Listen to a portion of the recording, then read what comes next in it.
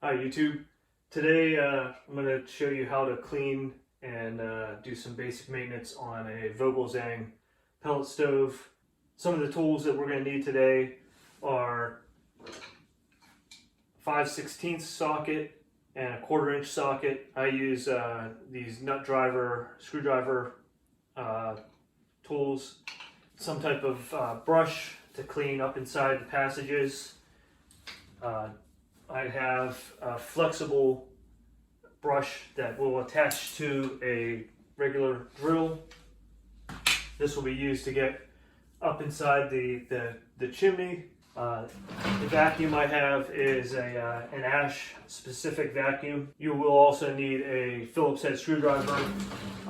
Those screws I have already removed. They're the screws that attach the sides. So to get started on this, the first thing we need to do is remove the side panels. So, like I said, remove the screws, and then these just will wiggle out of place.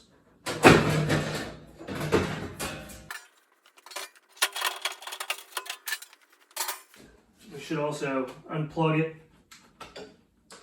Make sure it doesn't get accidentally turned on. So, using the 5/16,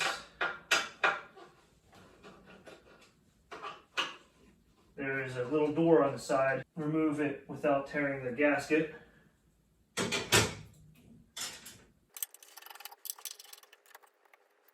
And here you can see how much ash accumulates in here. Inside the burn chamber, there's the burn pot that can be removed. It collects a lot of ash. And inside the burn cabinet here, up on top, there's a shelf up here that can't really be seen, but you're going to see a bunch of ash come down as I sweep that off. And you also could see it come out the side door.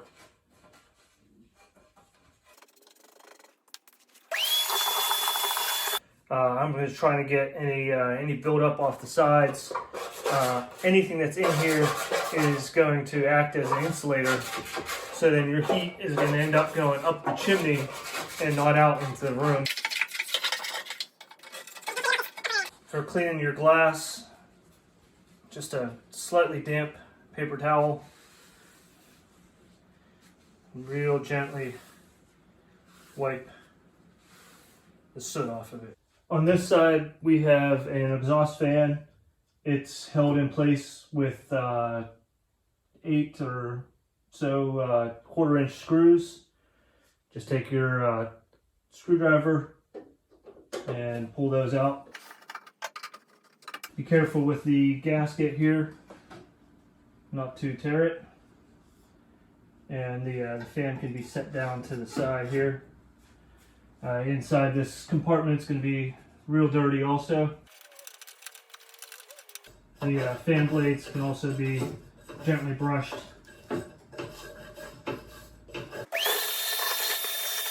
Now I'm going to take my drill and run it up inside all the passages that I can get it into. This end is threaded onto the white piece.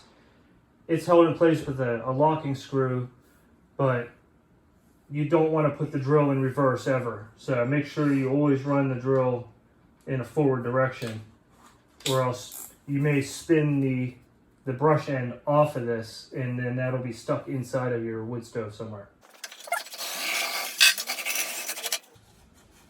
Inside of these passages, there's going to be 2 compartments. Make sure you get them both. There's going to be a compartment that's closer to the outside right here, and then there's going to be another one back a little further.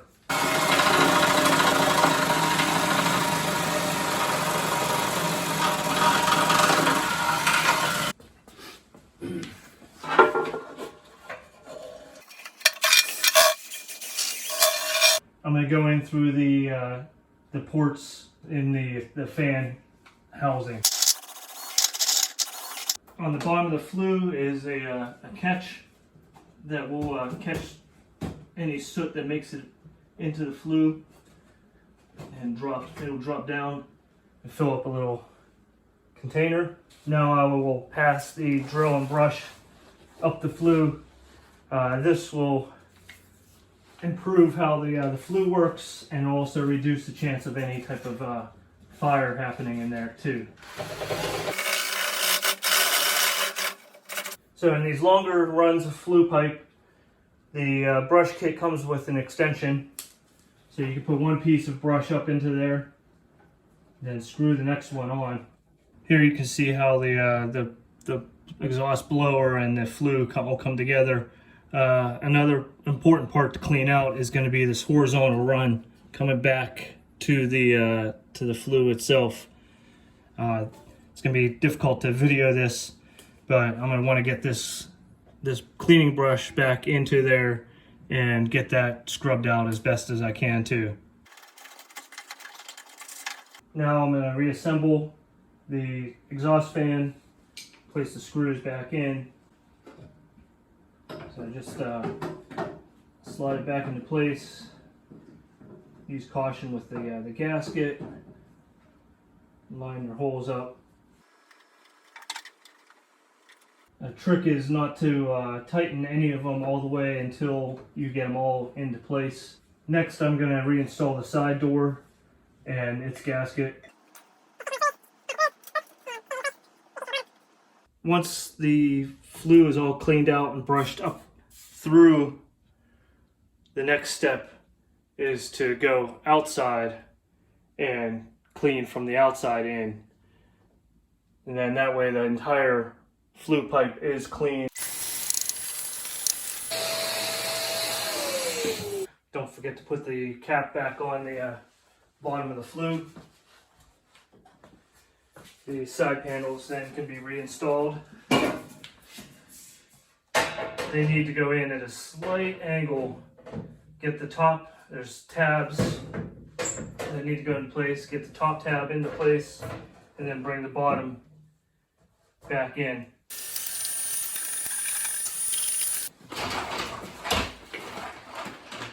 One last important detail is to clean your ash vacuum out when you're all done. It could have burning embers inside of it and it could be dangerous. Okay, it's all cleaned up and running. I did a temperature check before cleaning it where I just shot the exhaust on the outlet here. I've got, before cleaning it, I was getting about 160 degrees air temperature coming out after about 20 minutes of run time. After cleaning it, now I'm at almost right around 200 degrees air temperature coming out of this exhaust port. I can barely keep my hand in front of it, it's so warm. It's a drastic improvement in efficiency and how much heat this unit is putting out.